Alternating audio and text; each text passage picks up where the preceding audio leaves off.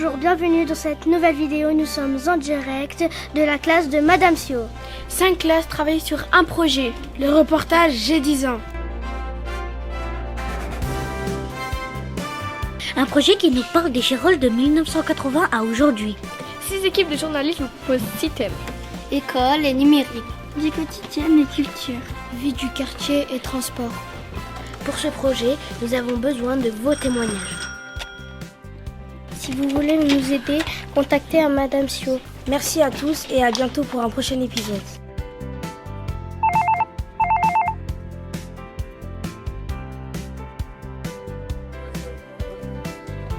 À bientôt dans cette chaîne.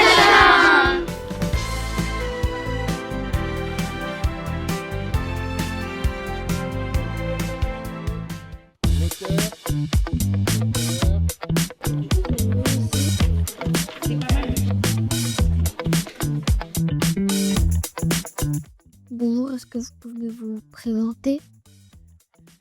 Alors, je m'appelle Jacqueline Madren. J'ai travaillé 20 ans à peu près à l'école Cachin, à l'école maternelle. J'ai été institutrice puis professeure des écoles. Ok. Moi, je m'appelle Bernard Frédier.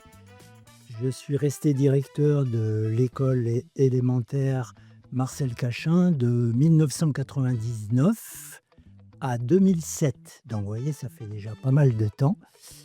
Et à l'époque, j'habitais un petit village qui s'appelle Gresse-en-Vercors. Donc, je faisais chaque jour les voyages pour descendre à l'école et je remontais le soir.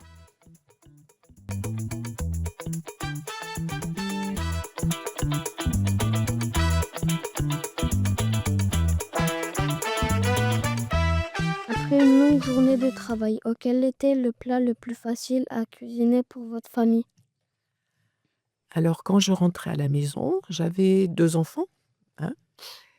Donc, les pâtes, je trouve que c'est un plat très facile à faire et très, très bon. Voilà.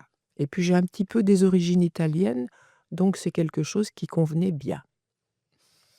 Merci.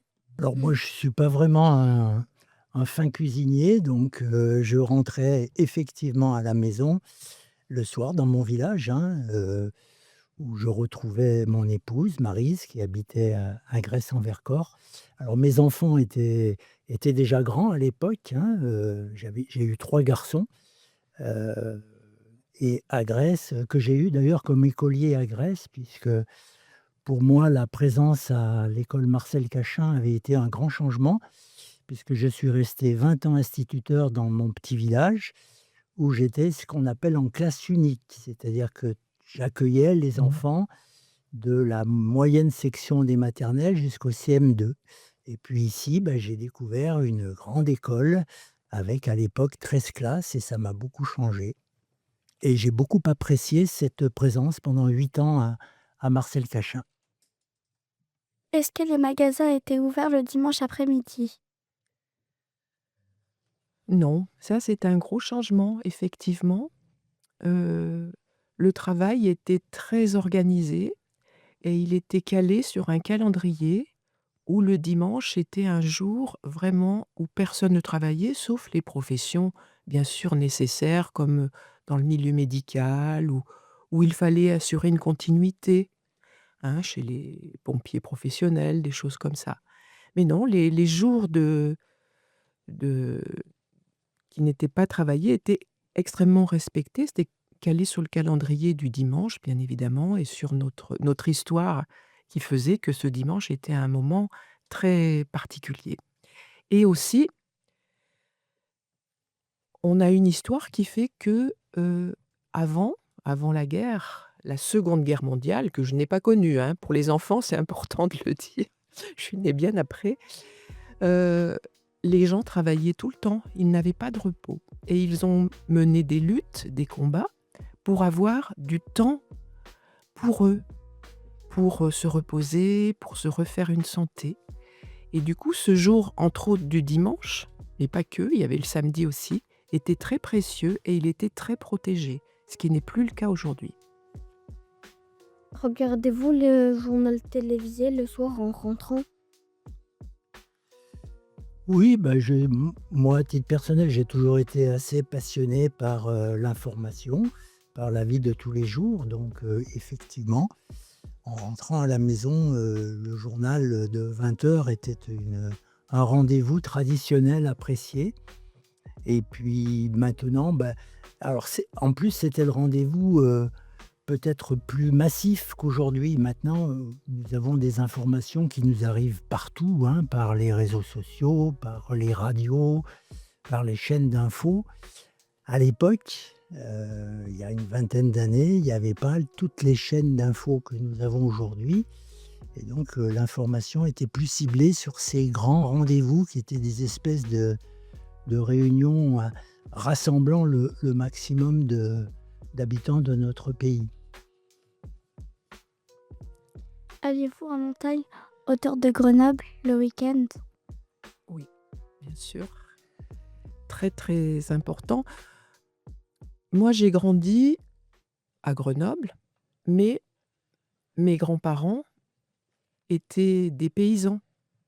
Presque la plupart des gens de ma génération ont des parents qui étaient à la campagne ou à la montagne et qui ont quitté la montagne pour venir travailler dans les villes. C'est le cas de mon papa qui est venu travailler à Nerpic parce que voilà, c'était difficile la terre, surtout en montagne. Et du coup, moi, j'ai des racines vraiment très proches de la nature et c'est quelque chose de très important pour moi. J'ai des souvenirs précis. Par exemple, au printemps, ce qu'on appelle Pâques, on changeait de vêtements. On quittait les vêtements d'hiver pour prendre les vêtements d'été. Et pendant 6 mois, on avait ces chaussures, des nouvelles chaussures. J'avais l'impression de décoller. J'ai le souvenir de me sentir toute légère parce que je quittais les grosses chaussures de neige pour mettre les chaussures d'été. On avait 2 paires de chaussures par an. Et avec mon papa et ma maman, pour eux, c'était important. Donc on allait chercher des primes verts, les jonquilles. On allait chercher des petits chatons, c'est les premiers bourgeons sur les arbres. On allait faire un peu de ski. Voilà, tout ça, c'est important. Et puis, j'allais à la montagne tout le temps dans les vacances. Donc, je faisais les moissons, je faisais le tabac, le maïs, les vendanges. Donc, je suis très proche de la nature. Et quand j'ai été une institutrice, j'étais tout le temps dehors avec mes élèves ou en classe transplantée, en classe verte, parce que c'est important. Oui, ben, la montagne, bien sûr. Moi, j'habite toujours mon petit village de montagne. Donc, comme l'ensemble des Grenoblois et des Échirolois, nous sommes entourés par les montagnes et qui comptent beaucoup dans notre vie quotidienne. Donc, dans mon petit village, il y a une petite station de ski qui fait que quand j'étais instituteur là-haut, nous faisions du ski 2 fois par semaine, systématiquement, hein. Un après-midi de ski de fond, un après-midi de ski alpin. Et lorsque je suis venu dans votre école, à Marcel-Cachin, en 1999, moi j'ai beaucoup apprécié l'organisation qui était portée par la ville d'Échirolles des classes de neige. Alors je ne sais pas si... Alors il y avait les classes de neige, il y avait les classes vertes, il y avait même les classes rousses, puisque nous étions allés en Sologne avec 2 classes de votre école. Et les classes vertes comptaient beaucoup, hein. Nous allions au départ à Serre-Chevalier. Et moi, en tant que directeur, je partais de temps en temps, ne serait-ce que pour ramener un élève malade ou pour l'accompagner. Et ça m'a permis de découvrir ce centre de Serre-Chevalier dans lequel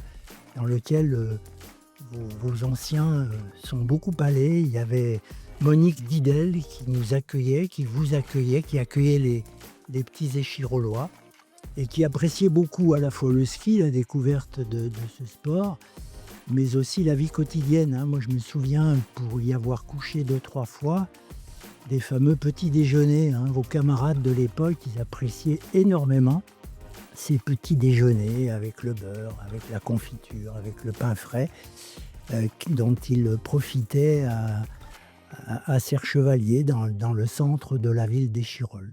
Alors après, ce centre a fermé et les enfants, je crois, sont partis plutôt en Savoie. Voilà. Je ne sais pas si vous allez en classe de neige toujours? Non? Et j'aime tellement Serre Chevalier que j'y retourne tous les ans et qu'avec la maîtresse Julie, nous avions ramassé des champignons, des morilles. Il n'y avait que Julie qui les trouvait. Elle me disait là, regarde, là. Je ne le voyais pas. C'est très difficile de trouver des morilles, mais c'est très, très bon, très rare. Voilà, un souvenir avec une maîtresse d'aujourd'hui et une ancienne maîtresse. Et c'est vrai que chaque année, il y avait moi, quand j'étais ici, il y avait 13 classes à l'école, Marcel Cachin. Je ne sais pas combien vous avez de classes en ce moment? En tout? 18, on en a. 18. 18, avec la maternelle. Ah, que 18? Ah, mais ça a grandi alors. Et à l'époque, sur les 13, il y en avait 4 ou 5 parfois qui partaient chaque année, hein. Donc c'était quand même, un parcours, initiatique très important pour à la fois les écoliers, les écolières, les écoliers et puis leurs maîtresses et leurs maîtres, hein, parce que c'était un moment exceptionnel pour se découvrir et apprendre à se connaître un peu différemment. On n'était pas dans la classe, on était en pleine nature, avec les morilles, effectivement. Merci.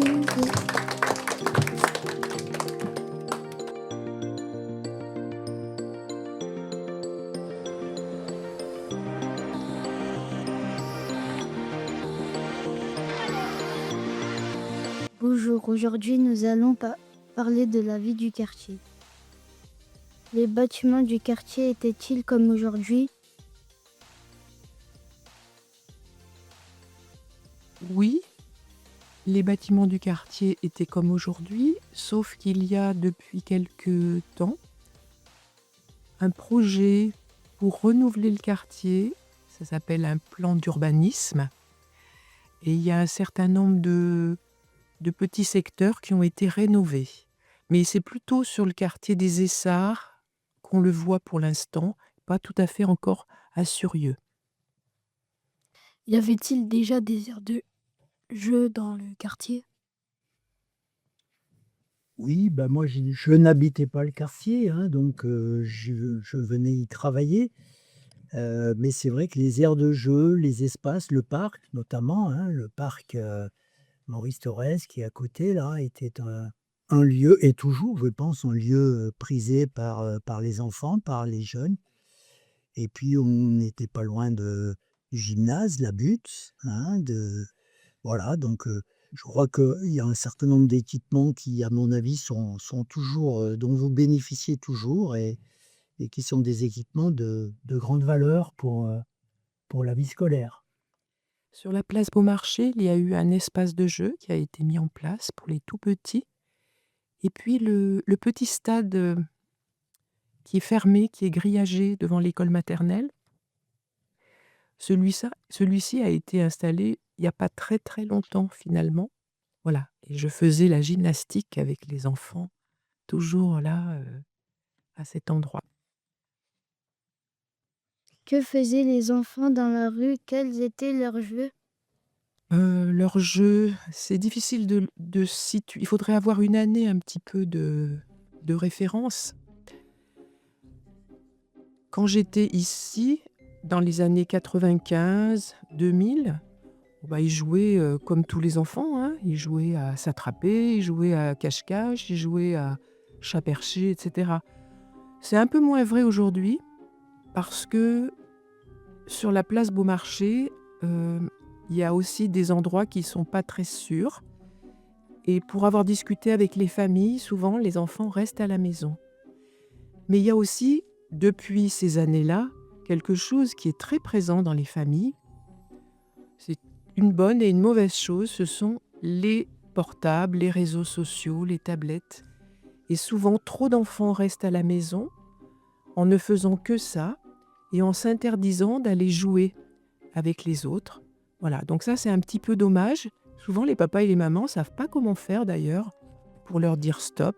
Heureusement, il y a l'école et les maîtres et les maîtresses, eux, permettent aux enfants de se rencontrer, de se parler, de faire du sport et de faire des activités. heureusement. C'est vrai que Jacqueline a raison d'insister sur les évolutions liées aux outils téléphones et compagnie que nous utilisons tous aujourd'hui. Nous avons connu, que ce soit ici dans le quartier Marcel Cachin, place Beaumarchais, ou moi précédemment dans mon village, des moments où les enfants sortaient de l'école et jouaient dehors. Alors ils jouaient dehors ici sur la place, dans le parc, ou ils jouaient dans mon village sur la place du village, quel que soit le temps, et ils avaient que des jeux à créer, à inventer eux-mêmes, sans ces supports que nous avons aujourd'hui, qui changent un petit peu la donne. Donc, et c'est vrai qu'il faudrait peut-être en revenir à des moments, mais que vous avez, dont vous bénéficiez heureusement à l'école, où on se libère et qu'on essaye de plus jouer avec ses copines, ses copains, ses amis. Êtes-vous déjà revenue dans le quartier depuis que vous n'êtes plus enseignante? Oui, pour une raison simple, c'est que j'ai été élue avec monsieur le maire. J'étais adjointe en plus à l'éducation, c'est-à-dire que j'avais en charge les écoles, le périscolaire, les classes vertes, les classes de neige, le sport, tout ce que vous faites à la rampe avec la culture, tout ce que vous faites à la piscine. Voilà, donc j'ai toujours été très, très proche du quartier et je suis revenue très souvent effectivement. Voilà, mais c'est lié à mon engagement d'élue. Je suis à la retraite depuis 2013. Alors moi, je suis à la retraite depuis 2007, donc et n'habitant pas le quartier, j'y reviens toujours, mais plus pour faire mes courses, pour changer mes lunettes ou pour faire des activités basiques. Je suis revenu à l'école 1 ou 2 fois pour des départs à la retraite, en particulier avec des collègues avec lesquels j'ai travaillé. Et puis, signaler aussi, puisque c'est un souvenir qui me revient, que pendant les 8 ans que je suis resté à Cachin, avec les enseignants du CM2, nous participions à une opération qui doit toujours exister, je l'espère, c'est le Parlement des enfants. Donc on partait, d'abord on rencontrait, Jacqueline vous dit vous explique qu'elle a été longtemps élue, adjointe au maire d'Échirolles, chargée des écoles et beaucoup de choses. Et puis vous savez que à Échirolles, on a pendant très longtemps eu un député. Donc vos camarades du CM2 rencontraient le député pour connaître ses fonctions, ses activités. Alors il y a eu monsieur Biessy après, voilà. Et puis on participait donc à ce Parlement des enfants qui faisait que nous montions avec 1 ou 2 classes à Paris, une journée entière, hein, en prenant le train, en allant visiter l'Assemblée nationale où les députés se réunissent, sans oublier bien sûr de passer vers le Louvre et la Tour Eiffel. C'était toujours des journées assez marquantes, très courtes, très chargées, mais très marquantes pour vos collègues de l'époque, pour les écoliers de l'époque et leurs familles, parce que c'est toujours un grand moment de visiter ces lieux de la vie républicaine. À votre avis, comment sera le quartier dans 40 ans? Ce que vous en ferez. Le quartier se transforme hein, doucement, vous l'avez vu. Il y a un grand projet qui s'appelle Grande Alpe. C'est un projet qui modifie le sud de Grenoble, donc en particulier Échirolles. Vous avez vu que la passerelle, qui était en face des Jacobins, pour ceux qui connaissent, quand on va au collège Jean Villard, a été détruite. On a repensé les espaces. La butte, justement, est en train de se transformer complètement. La colline va être modifiée là-bas sur le quartier des Essarts. Il y aura un nouveau multi-accueil pour accueillir les petits bébés. L'école primaire, l'école élémentaire a déjà beaucoup changé, l'école Marat. L'école maternelle Marat va changer aussi et ensuite ce seront les écoles Cachin. Donc il va y avoir beaucoup de renouvellement. Mais effectivement, comme dit Bernard Frédier, c'est aussi ce qu'on en fait de ce quartier qui est important. Comment on va s'y comporter, comment on va faire que un quartier qui nous appartient reste un quartier bienveillant, chaleureux, où les gens sont contents d'être ensemble et de se rencontrer. Pas un quartier où on a peur, surtout pas. Personne n'a le droit de faire peur à quelqu'un. C'est un espace public qui nous appartient. À nous de faire en sorte qu'il soit notre quartier. Est-ce qu'il y avait des fêtes populaires dans le quartier? Oh, oui, oui, la vie du quartier était très riche, hein, et donc elle correspondait aussi à une vie de l'école, mais je suppose que ça continue, faite de pas mal d'animations, de spectacles. Je me souviens, moi, des fêtes animées par les professeurs d'enseignement musical, hein, et avec un grand spectacle qui était donné par tous les écoliers à la rampe. Et des moments comme ça, il y en avait un en fin d'année, il y avait un loto, il y avait je crois que ça, c'est la vie, qui permet de se rencontrer et de rencontrer vos parents, hein, qui sont des acteurs incontournables de la vie scolaire. Alors quand j'étais institutrice, il y avait un événement important à Échirolles qui s'appelait Cité plurielle. Et j'ai beaucoup travaillé sur cet événement. Cité plurielle, ça veut dire que la ville, elle est faite de plein de gens différents. Et j'avais décidé de faire des choses avec les parents d'élèves. Et donc, ils venaient dans la classe et ils racontaient un petit moment de leur enfance. Il y avait des parents turcs, des parents algériens, des parents maliens, des parents ukrainiens, des parents polonais. Et tout le monde racontait un petit morceau de son enfance. Et j'ai pris des notes. Et après, j'ai travaillé très longtemps sur ces projets et on a fait des spectacles de parents. J'ai amené des photos. Et là, par exemple, on voit tous les parents de l'école maternelle Cachin qui étaient sur scène à la rampe et qui racontaient leur histoire. Parce que je me suis dit que pour qu'un quartier vive bien, il faut qu'on se connaisse. Il ne faut pas qu'on dise « Oh, lui, il a une drôle de tête, il ne me plaît pas, ça ne m'intéresse pas ». Les gens, par exemple, quand ils sont allés à l'école quand ils étaient petits, quand quelque chose n'allait pas bien, ils le racontaient. Eh bien, qu'on soit dans une école de Turquie, qu'on soit dans une école d'Échirolles, qu'on soit dans une école de Tizi Ouzou ou dans une école de Cracovie, eh ben, les parents, ils ont le même sentiment d'injustice, ils ont la même émotion. Et ça permettait aux gens de bien se rencontrer. Voilà. Et on a travaillé, entre autres, sur un thème important, celui de la guerre. Parce que j'avais un petit garçon du Rwanda qui avait connu la guerre. J'avais un petit garçon de Côte d'Ivoire. Il y avait un petit enfant aussi dont le papa était yougoslave. Il y avait eu la guerre dans l'ex-Yougoslavie. Et tous ces gens ont raconté leur guerre. Et c'était très important de savoir d'où on venait et ce qu'on avait vécu. Donc ça, on l'a joué sur scène avec un metteur en scène qui est venu nous aider grâce à l'action de la ville qui était Cité plurielle. Et ça nous a beaucoup aidés, beaucoup aidés à travailler ensemble.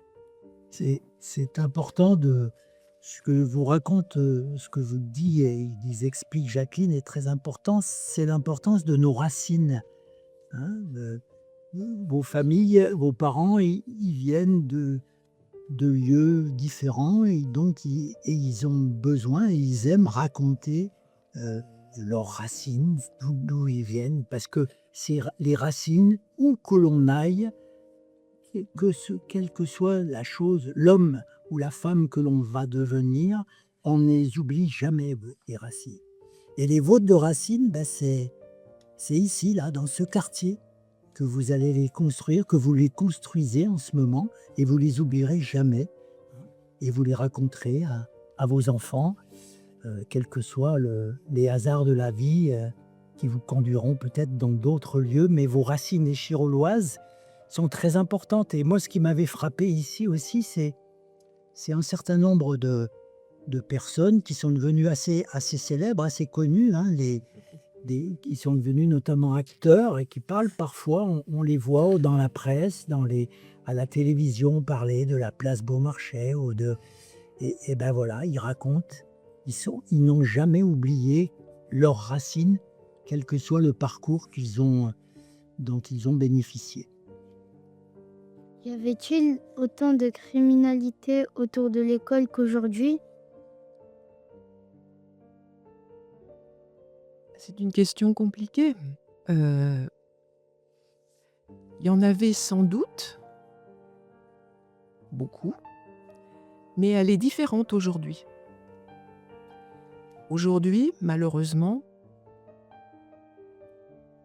sur Internet, il y a des jeunes qui sont recrutés, qui viennent parfois de loin, ils ne sont pas des chirolles, et qui viennent dans nos quartiers, en particulier pour dealer, pour vendre de la drogue. Vous le savez ça, vous les voyez. Et c'est très compliqué pour nous, parce qu'un jeune homme dans un quartier, il a le droit d'être dans un quartier, on ne peut pas l'arrêter comme ça. Donc il y a tout un travail à faire avec la police nationale, la police municipale, avec la justice aussi, pour essayer de contenir, d'arrêter ça. En particulier, ça s'est passé à l'école Triolet. Vous savez qu'à l'école Triolet, les enseignants et les personnels n'arrivaient plus à travailler correctement. Donc nous avons beaucoup réfléchi. Alors là, c'était en tant qu'élu, avec l'inspecteur d'académie, avec le procureur de justice, avec la police nationale, pour trouver des solutions. On a même à un moment donné fait en sorte que les enfants mangent à l'école au lieu d'aller manger à l'école Marat, parce qu'ils ne pouvaient plus sortir. Et petit à petit, les choses se sont apaisées. Aussi parce que les parents d'élèves ont réagi, ils ont fait des actions dans le quartier, ils ont dit « Ah non, mais on est chez nous quand même, il ne faut pas exagérer ». Donc aujourd'hui, le point de deal qui est là-bas, il existe toujours, mais il est apaisé. Donc les choses ont beaucoup changé. Et puis, quand il y a un point de deal, c'est qu'il y a des gens qui consomment. Ça veut dire qu'il y a des gens qui se mettent en danger. Parce que consommer de la drogue, c'est très dangereux.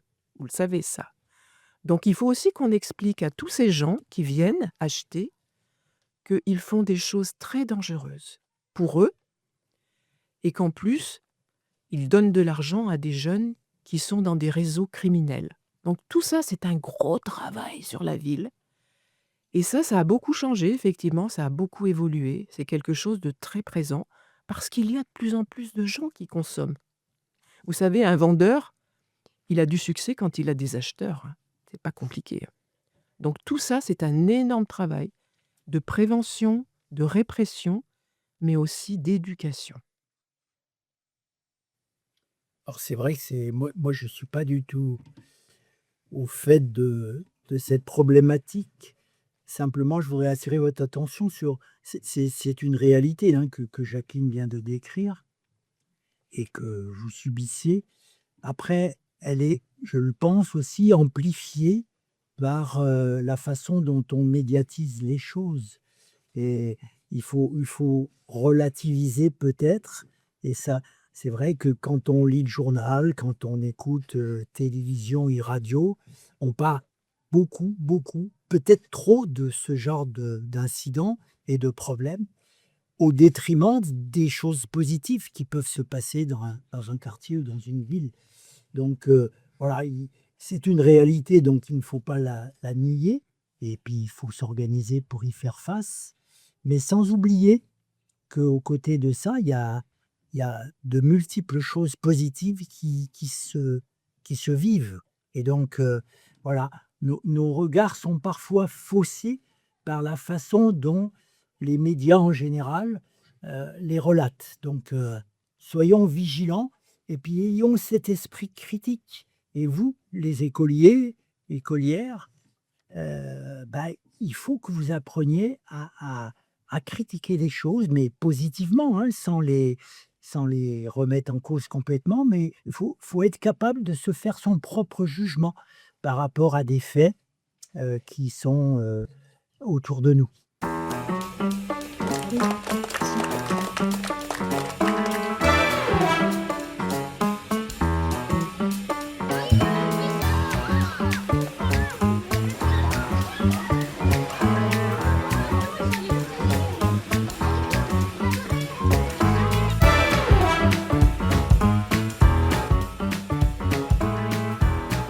À quoi ressemblaient les classes il y a 40 ans?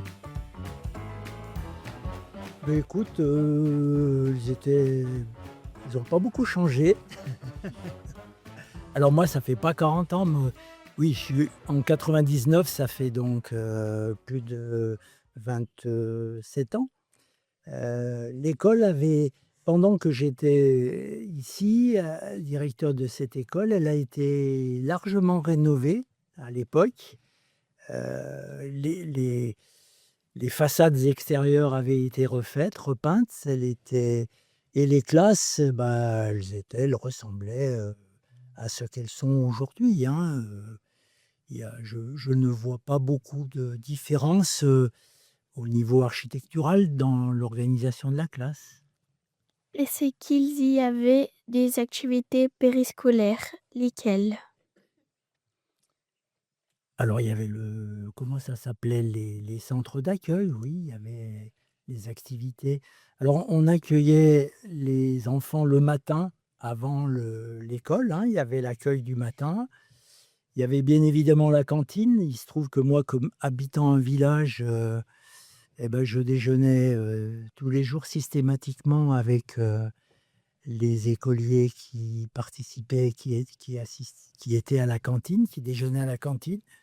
C'est d'ailleurs des moments, moi, qui m'ont laissé de bons souvenirs, hein. Il y avait pourtant beaucoup d'enfants. C'était parfois un peu bruyant, mais, relativement raisonnable. Et puis après, ben, on avait nous aussi, alors je pense que je ne sais pas si ça existe toujours, on avait l'étude. Vous avez l'étude le soir? Oui, toujours. Oui. L'heure d'étude, hein, qui était une heure, intéressante aussi, et voilà, ça faisait quand même de bonnes journées, hein, à la fois pour les écoliers, pour les enseignants. Alors maintenant, oui, maintenant l'heure d'études n'existe plus, hein, Ah d'accord. voilà. Mais il y a quelque chose qui a beaucoup changé. Il y a, on va dire, 7-8 ans. C'est que l'école a changé son temps scolaire, hein. Maintenant, en tout cas à Échirolles, à Grenoble, à Saint-Martin-d'Hères, on fait des journées moins longues, mais on travaille le mercredi matin. Parce que les enfants apprennent le matin. Ils n'apprennent pas après 3 heures de l'après-midi. On n'apprend plus. On n'a pas un cerveau qui nous permet d'apprendre. Donc à Échirolles, on a décidé qu'il fallait que les enfants apprennent. Et le meilleur moment, c'est de remettre un petit peu d'école le matin et le mercredi matin. Du coup, on a mis en place des activités périscolaires qui n'existaient pas avant, qui existent à peu près depuis 2017 ou 2016. Les enfants peuvent aller à l'accueil, simplement, ils sont gardés ou ils sont surveillés, mais ils peuvent aussi faire des activités. Donc on travaille avec les sports de la ville qui proposent des ateliers de sport. On travaille avec la culture qui propose des ateliers artistiques. Et puis on travaille avec, sur d'autres propositions de théâtre, etc. Avec la petite poussée aussi qui intervient dans les écoles pour faire de l'initiation justement au film, au petit film, comme j'avais vu à Dolto. Donc les enfants ont le choix dans toutes ces activités qui sont pilotées par EVAD. EVAD, c'est ceux qui organisent les classes vertes, les classes de neige, les colonies l'été ou les centres de loisirs. Et bien leur mission aujourd'hui, c'est de faire le périscolaire. Voilà. Donc ça a changé parce que l'école, à un moment donné, a pu changer aussi dans son rythme. Voilà. Est-ce que les matières enseignées à l'école étaient les mêmes qu'aujourd'hui? Je suppose. Oui, je crois que les programmes, ils évoluent constamment, hein, comme la société et puis les connaissances, qui doivent être transmises. Mais c'est vrai que les fondamentaux, de l'école primaire, restent à peu près les mêmes, hein. Alors il y a des outils, que vous utilisez différemment, l'informatique, et cetera, mais les fondamentaux restent les mêmes.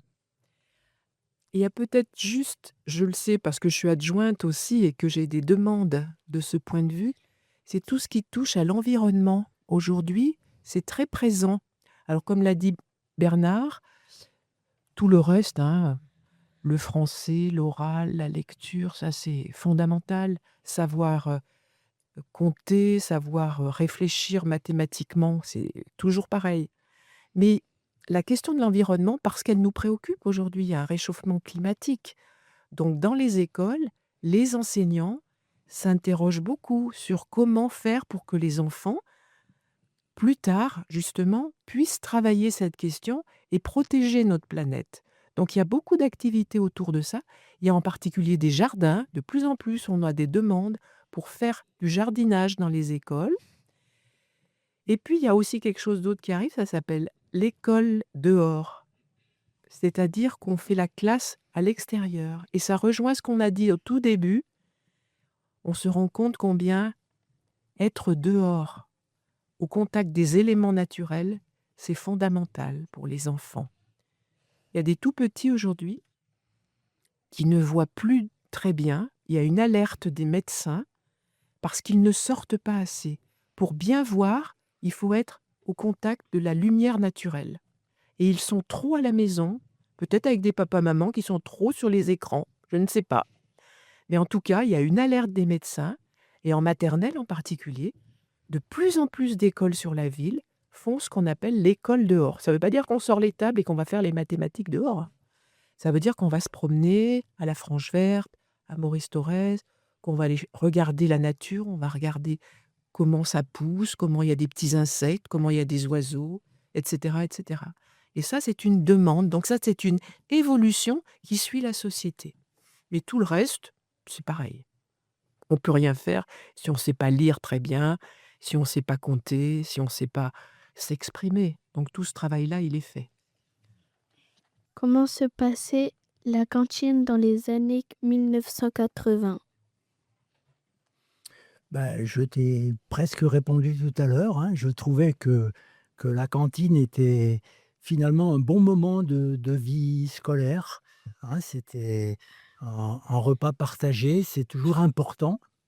Et à l'époque, donc je parle de plus d'une vingtaine d'années, c'était très bien organisé, hein. On avait la cuisine, je suppose qu'il y a toujours la cuisine centrale, hein, et puis on avait du personnel municipal pour servir, pour préparer les repas qui étaient reconnus par les enfants et appréciés. Donc moi j'ai vécu ces moments de cantine, de façon extrêmement positive et c'était et ce qui m'avait assez étonné, c'est qu'on mangeait lentement, hein. C'est-à-dire que j'avais remarqué qu'on restait bien presque 3/4 d'heure à la cantine, c'est-à-dire qu'on ne se bousculait pas. Je trouve, moi j'ai 9 petits-enfants, donc je vois comment ils mangent aujourd'hui. Je leur dis toujours: «Vous mangez trop vite». C'est très, très important et c'était tout l'apport des classes de neige avec, les petits déjeuners de Monique Didel. Prendre son temps pour déjeuner, hein, parce que c'est pas simplement un moment où l'on mange, où l'on prend des forces, c'est aussi un moment où l'on est calme et il faut en profiter. Donc tirons une leçon, mangeons lentement. À l'école, est-ce qu'il y avait des problèmes d'harcèlement? Moi, quand j'ai été 8 ans directeur ici, il y a eu des problèmes bien sûr, hein, et des problèmes y compris, comme ceux qu'évoquaient, mais de façon assez très exceptionnelle à l'époque par Jacqueline avec, ces problèmes de drogue. Mais le harcèlement, j'en ai pas souvenir. Je pense qu'il y avait une présence importante des adultes, des enseignants, du personnel communal et à tous les moments de la vie scolaire. On insistait beaucoup notamment sur le temps de récréation, où là, il faut des vigilances particulières. Donc je ne sais pas, moi j'ai pas souvenir de gros problèmes de ce type-là. Oui, moi je partage tout à fait ça. Je pense que d'abord heureusement qu'il y a l'école, hein, pour apprendre à dialoguer, pour apprendre à se transmettre ce qu'on appelle les messages clairs. Vous avez ça, vous, les messages clairs? Oui. Voilà. C'est important de ne pas laisser une situation comme ça devenir n'importe quoi. Mais surtout aujourd'hui, je crois qu'il y a ce qu'on appelle les réseaux sociaux et qu'à travers les portables, il y a beaucoup d'enfants qui ne se rendent pas compte du mal qu'ils font. Parce qu'on ne voit pas l'autre sur un portable. L'autre, il est virtuel, il n'existe pas vraiment. Et en plus, on est anonyme. Donc, c'est pas courageux du tout d'envoyer des messages méchants et violents et racistes. C'est insupportable, c'est interdit. C'est interdit. Mais il y en a qui le font quand même. Et je pense que les enfants, les jeunes, ont beaucoup de mal à être critiques par rapport à ça. C'est pour ça que l'école est très très importante, comme on le disait tout à l'heure, pour apprendre à réfléchir et à pas faire n'importe quoi. Quels étaient les horaires de l'école à l'époque? Moi, à mon époque, c'était 8h30, 11h30, 13h30, 16h30. Je ne sais pas, quels sont vos horaires actuels? Nous, 8h30, après c'est midi, Midi, d'accord. 13h30 et 4h. D'accord. C'est la journée que Voilà. Jacqueline vient d'expliquer. Après, c'est les activités périscolaires. Ouais, c'est bien. On a fini. Eh ben, c'est bien. Bravo.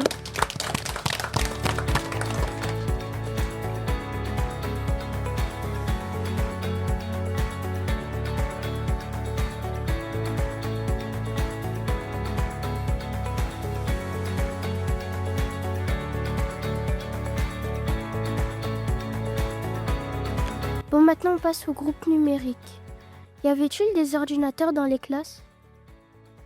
Oui, alors il y avait au minimum un ordinateur dans chaque classe et puis on avait une salle informatique.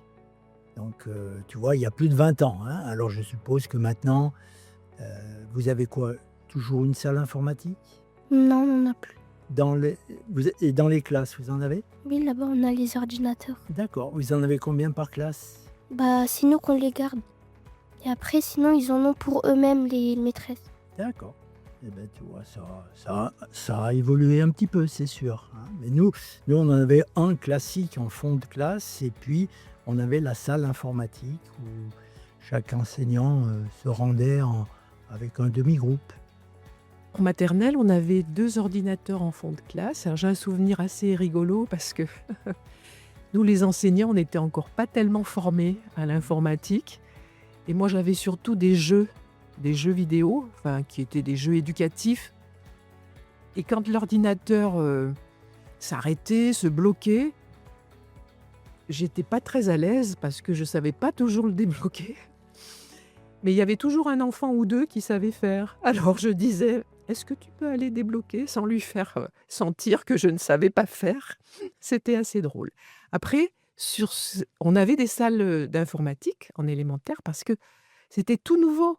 Il fallait apprendre à toute une classe le traitement de texte, enfin des choses essentielles. On apprenait un peu les rudiments.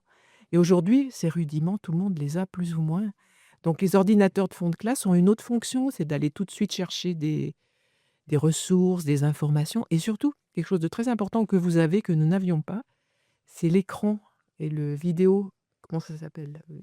Le vidéoprojecteur. Toutes les classes sont équipées. Et ça, c'est vraiment un outil extraordinaire hein, pour partager des choses, pour avoir de l'information. Voilà. Donc les outils ont un peu évolué à l'intérieur des classes parce que nous, on a assisté à la mise en place effectivement de l'informatique, hein. Il n'y avait pas de cartable numérique, tout était sur papier. Voilà, on faisait tout à la main. Moi, j'ai retrouvé des vieux documents quand je suis partie en classe de neige où tout était écrit avec ma belle écriture d'institutrice sur des pages et des pages, ce qu'on ne verrait pas aujourd'hui. À votre avis, est-ce que dans 40 ans, les téléphones seront remplacés par des lunettes? Alors écoute, ça va tellement vite aujourd'hui que enfin, moi, je me sens un peu dépassé, c'est vrai, hein, et quand je vois les gens, utiliser, par exemple, l'intelligence, artificielle là, enfin, c'est moi, personnellement, je suis pas très à l'aise avec ça. Quand je Là, j'ai un de mes petits-enfants là qui faisait, le Parcoursup, son dossier Parcoursup, hein, et il conclut son dossier Parcoursup à chaque fois par une lettre de motivation. Alors, je ne sais pas si vous savez ce que c'est qu'une lettre de motivation, mais quand on sollicite un emploi, quand on veut aller en faculté, et cetera, il faut motiver sa demande et faire donc ce qu'on appelle une lettre de motivation. Et le problème, moi je trouve c'est un vrai problème, c'est qu'aujourd'hui, vous en trouvez, avec l'intelligence artificielle des toutes faites. Alors que, heu, nous, on fait un peu partie de la génération qui était contrainte de rédiger, d'argumenter, et je pense que ça, c'est très, très précieux et qu'il faut impérativement le garder. Donc ne Tout à l'heure, Jacqueline parlait de la lecture, hein, des fondamentaux de l'école, c'est apprendre à lire. Alors lisez, lisez, lisez, lisez. La lecture, c'est essentiel. Et puis écrivez, écrivez. Heu, En vieillissant, quand vous aurez mon âge, qui est très avancé par rapport au vôtre, vous verrez le plaisir qu'on a à écrire, et à écrire, alors avec des outils, l'ordinateur, les traitements de texte qui sont extraordinaires parce qu'ils mémorisent ce qu'on a écrit, mais c'est nous qui écrivons.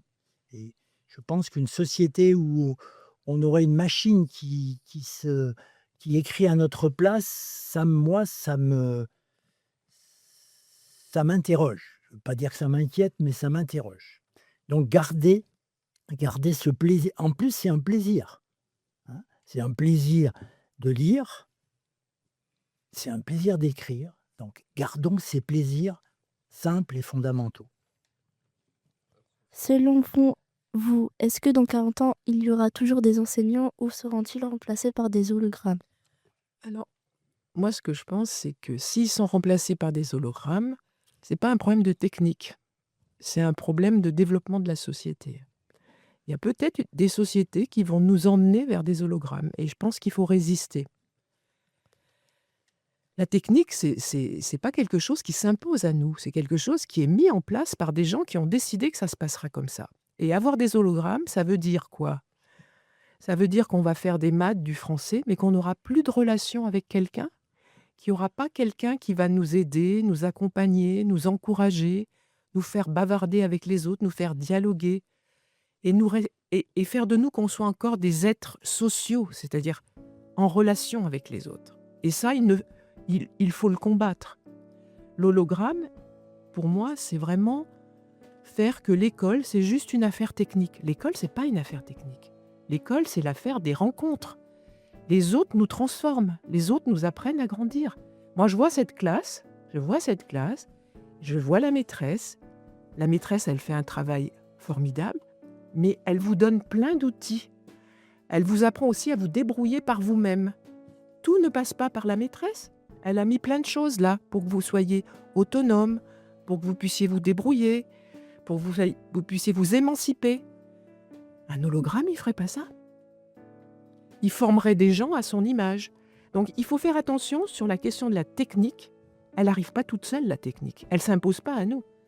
Ça pourrait être une société qui décide que les gens, on veut en faire ce qu'on veut, On ne veut pas qu'ils aient de relations avec les autres. On ne veut pas qu'ils s'émancipent. On ne veut pas qu'ils deviennent intelligents. Et ça, c'est grave. Donc, il faut faire la différence entre ce qu'est la technique et ce que serait une politique dangereuse. Et j'utilise le mot pas par hasard. On vous remercie, on a fini.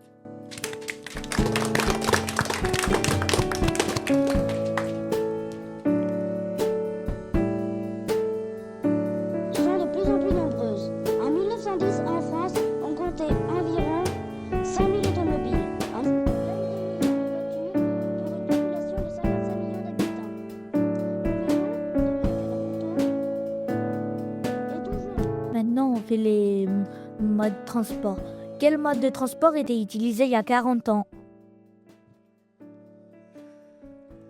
Oh ben ça ressemble, je pense que il y avait déjà le tram, hein, il me semble. Et il y a 40 ans, ça devait être le 89, le tram, je crois, hein, 90. On n'était pas loin du tram, donc le tram, c'est un moyen de transport très important. Il y avait des bus, hein, les bus, et la ville avait des bus, je ne sais pas si elle en a toujours, mais la ville transportait les élèves. Et puis il y a le train, hein, le train, il y a une gare à Échirolles. Et cette gare, d'ailleurs, elle est sur une ligne qui mène à Chambéry et puis qui mène vers mon petit village, là, dans le Trièves, hein, jusqu'à Monestier-Clermont, Clel et puis un peu plus loin, Veynes. Hein. Et c'est une ligne qui est très ancienne, donc c'était le chemin de fer qui est un moyen de déplacement important. Il n'y avait pas de trottinette. Non. Il n'y avait pas de trottinette. Et ce que je remarque, parce que de ma place d'élu, c'est qu'on a une grosse demande de garage à vélo. Parce que beaucoup de monde se déplace en vélo. Et en particulier, certains professeurs ont des vélos électriques. Et on ne peut pas mettre un vélo électrique à l'intérieur, c'est très dangereux. Donc on a eu plein de demandes de garage à vélo. Vous en avez un, vous? Oui, voilà. Et puis c'est tout. Après, effectivement, transport en commun, tram, etc. Sauf une petite différence aussi, quand vous vous déplacez maintenant pour aller au spectacle ou pour aller dans une salle, peu importe, on vous dit de prendre le tram. Parce que ça existe sur la métropole, ça existe sur Échirolles. Et donc, on ne va pas louer des cars en plus, ça ferait trop d'argent dépensé, alors qu'il y a un service de tram. Donc, on a changé un petit peu nos modes de déplacement. Y avait-il des vélos pour les élèves pour venir à l'école? Donc, j'ai répondu en partie. Certains en avaient, mais ce n'était pas aussi développé que maintenant. Puis là, il y a la proximité quand même, hein. C'est une école de quartier, donc les élèves habitent pas très, très loin. Mais c'est vrai que les vélos, et en particulier les vélos électriques, changent un petit peu la façon de se déplacer. Moi, j'habite un village qui est à 1200 mètres et puis où il y a que des montées et des descentes et c'est vrai que le vélo électrique a bouleversé la pratique parce qu'avant, il fallait avoir des mollets, d'acier, hein, pour, faire du VTT et grimper les côtes. Aujourd'hui, même quelqu'un comme moi qui a des tout petits mollets de personnes d'un certain âge, on se déplace en vélo électrique et avec beaucoup de plaisir et ça permet d'aller beaucoup plus loin. Donc c'est vrai que ça, ce sont des modes de transport doux qui sont très importants. Comment étaient les titres de transport en 1986? Tu nous poses des cols, là, hein? Ils étaient surtout à prendre à l'intérieur des cars et des bus. Il n'y avait pas de bornes numériques comme on a aujourd'hui qui permettent de prendre des forfaits pour Bien. plusieurs voyages, des cartes, etc. C'était très différent. Le numérique n'était pas présent. Donc les choses étaient beaucoup plus artisanales. Ça se faisait vraiment comme un guichet. Le chauffeur faisait guichet aussi et vendait ses billets. Petite remarque sur les transports en train, évolution qui n'est pas obligatoirement très positive, c'est qu'à l'époque, les écoles qui se déplaçaient en train bénéficiaient de tarifs très bas. Hein, moi, je me souviens quand on montait à au Parlement des enfants à Paris, on pouvait monter en TGV à des prix très attractifs. Aujourd'hui, je ne suis pas sûr, alors là je dis peut-être une bêtise, mais je ne suis pas sûr qu'il y ait toujours ces mêmes tarifs et que du coup on voit beaucoup moins d'élèves, d'écoliers dans les trains qu'il y a quelques années. C'est la raison pour laquelle on devrait essayer d'aller à Paris. Voilà, oui, parce que c'est le coût, d'accord. Oui, oui, c'est à cause de ça. Ouais, mais ça m'étonne pas. C'est dommage parce que les chemins de fer, c'est vraiment un mode de transport très apprécié et plus facile pour un groupe. Merci. Bravo. Et sur le plateau.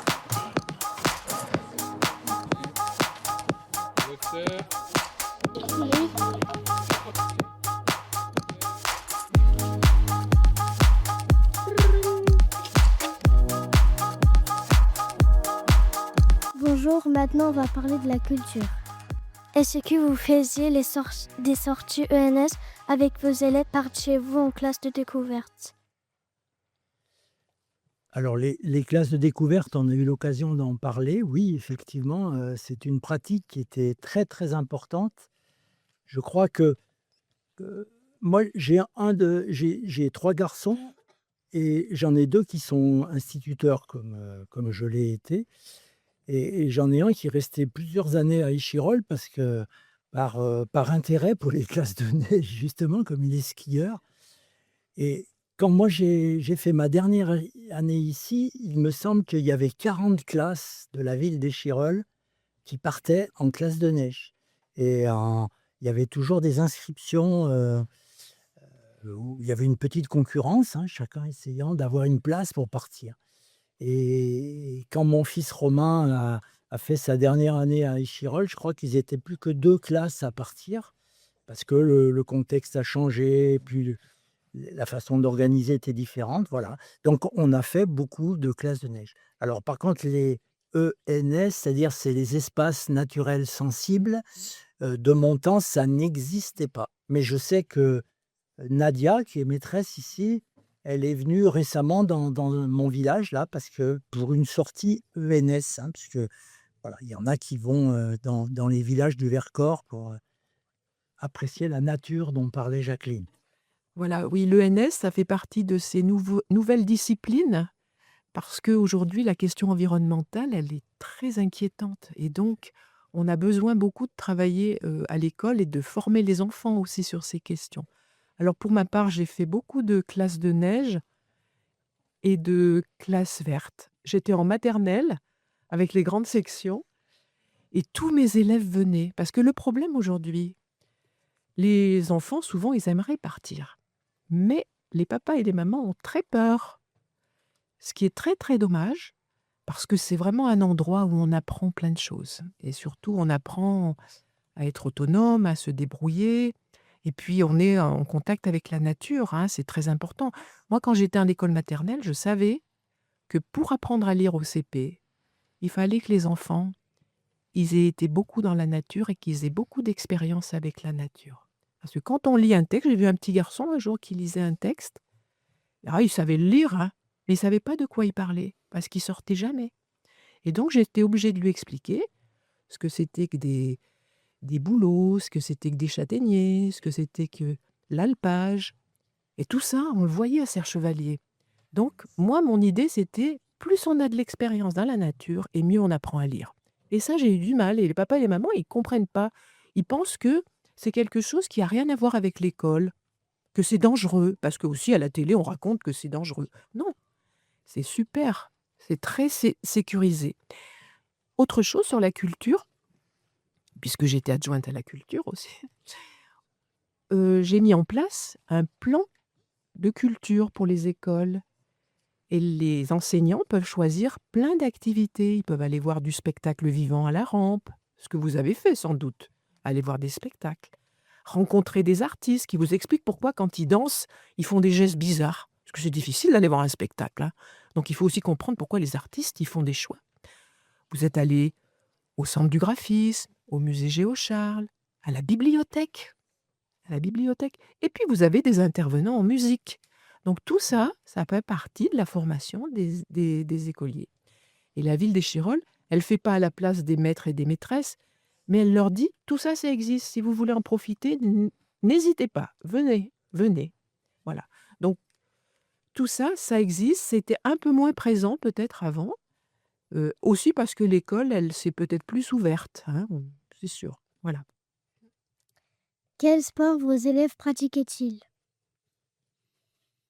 Bah, les sports proposés par, la monitrice qui est toujours, je crois, la même, hein, c'est Muriel? mmh, oui, voilà et c'est bien. Et puis bon, il y a le lien aussi avec les associations sportives, hein, Échirolles est une ville très sportive donc mais l'apport de la monitrice en complément du travail des enseignants est essentiel et c'est très positif. En maternelle, c'est un petit peu différent. On ne fait pas un sport en particulier. On fait des jeux d'adresse, on fait des jeux de vitesse, on fait des jeux collectifs, mais il n'y a pas un sport en particulier. On essaye de montrer un peu tout ce qui existe pour que les enfants puissent choisir quand ils seront à l'école élémentaire, justement, au plus grand. Quelles étaient les chansons les plus connues, les plus célèbres? Ou alors là, vous avez les réponses à notre place, hein, parce que non, non, je tu veux dire les chansons du quotidien que pratiquées et chantées par tout le monde? Oui. Chansons populaires, quoi, hein. Bah, il y en avait pas mal, hein, tu sais, les années 70-80 ont marqué un petit peu un certain nombre de mémoires. Donc c'était des chanteurs, il y avait peut-être moins de groupes locaux que maintenant. Maintenant, il y a une richesse, locale très importante. Petite anecdote, quand j'étais à Pont-de-Clé aux îles de Mars, il y avait un petit garçon qui s'appelait Loris et son papa et sa maman se séparaient. Ses papa et sa maman se divorçaient et il était très malheureux. Et un jour, il s'est mis à chanter la chanson de Céline Dion, «Pour que tu m'aimes encore». Je suis restée très, très étonnée. Il la connaissait par cœur. Je pense que sa maman mettait cette chanson en boucle parce qu'elle était malheureuse aussi.